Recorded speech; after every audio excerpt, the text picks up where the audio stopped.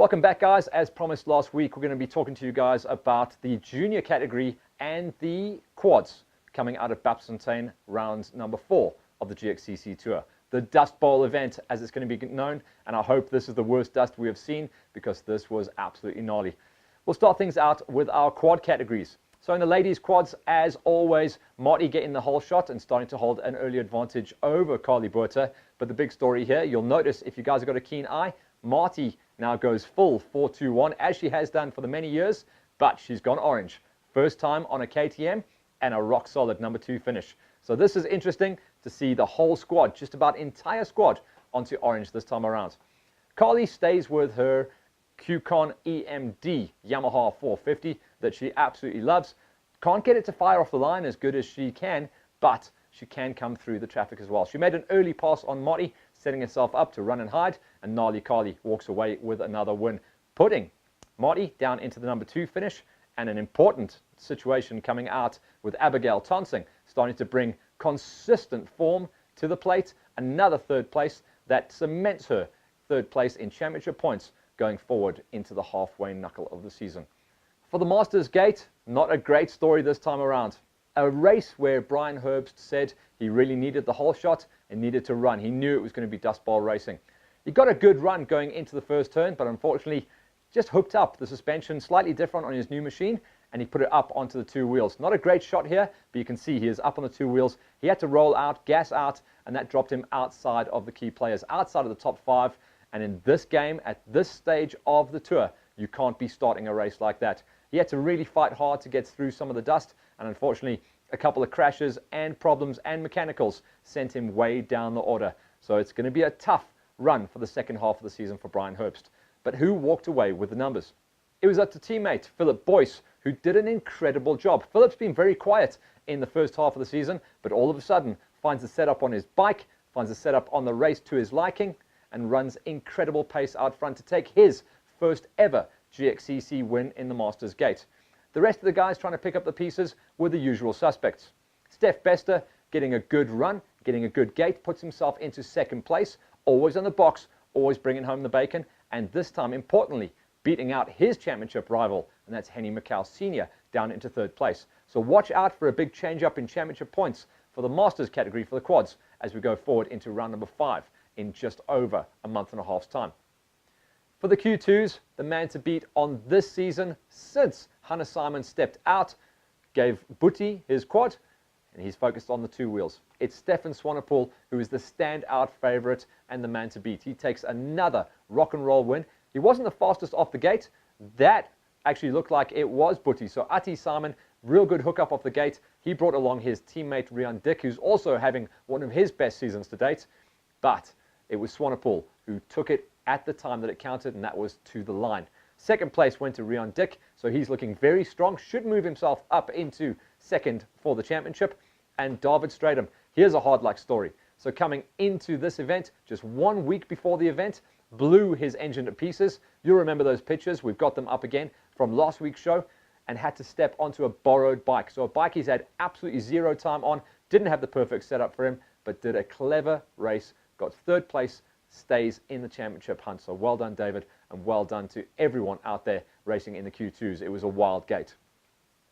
Q1s then, the big story. Gideon Jacobs looked like he had the whole shot until all kinds of chaos broke loose in turn number 1. A rider going the wrong side of the hail bale creamed Gideon, caused massive damage to the A-arm. Gideon actually had to turn around from the start, go back to the pits, and spend about half an hour working on his bike before he could go out. He charged his way up inside of a top 10 and got valuable points on the plate, but it was never going to be a win. And that was an absolutely horror show of a situation for the 421 superstar.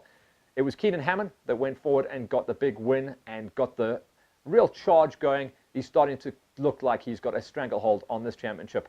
Second place went to Jacques Struwik, who's been sitting around second or third in championship points. He's also having a solid run. He is confirmed as number 2 in championship points at the moment with another number 2 finish.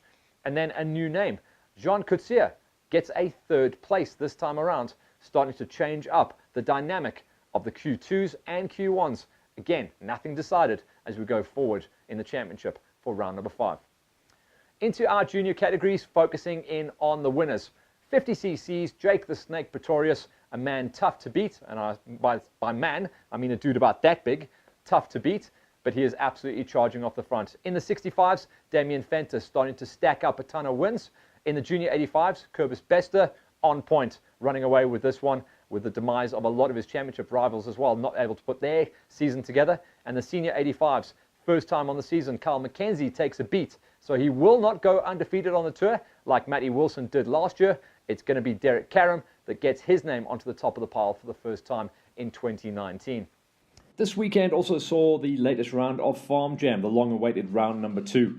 Overnight rains made this an absolute prime race, with the quads and juniors going out first, and then the senior bikes went out later on. On the 50cc's, Derek Milan beat out on Willow Johnson, so Johnson starting to really come to terms now that she has jumped onto the 50cc. 65s going to Bruno Neubuhr once again, beating out Mitchell Fellon and Mackenzie Bam, third place, in with a shout of the win, but a massive crash just at the exit of the pits sent her out of the gate. On the Pro Minis, Troy Johnson having a ding-dong battle all day long. Himself, Alru van der Westhuizen and baby Cobus Bester, but it was Troy Johnson who won out on top in the Pro Minis. Moving across into the quad categories, Andrea Leonard pulled the whole shot, beating out Heidi Ferreira on the big Can-Am 4x4. Those were the standout rides on the ladies' quads. And the Pro quads, Johanna Oosthuizen absolutely hammered the nail. Got closed down towards the end though. Rowan de Toy came charging out of absolutely nowhere on lap number 5 to get up into the number 2 position. And Steph Bester got a rock-solid third place. Busman was there and unfortunately had some bike issues early on, dropping him out of contention, but he did complete the race. On the two-wheeler side of things, starting things out with our ladies, Annika Pieterse was the standout pro ride there, but Roxanne Nell kept her very honest with a very strong second place. Nell is starting to come on strong, but it was Annika Pieterse that got the win while the sisters were off doing motocross duties up in Bloemfontein. For the seniors gate, Ludwig Janssen van Vuren was untroubled, now back on his 500 and comfortable taking the wins once again.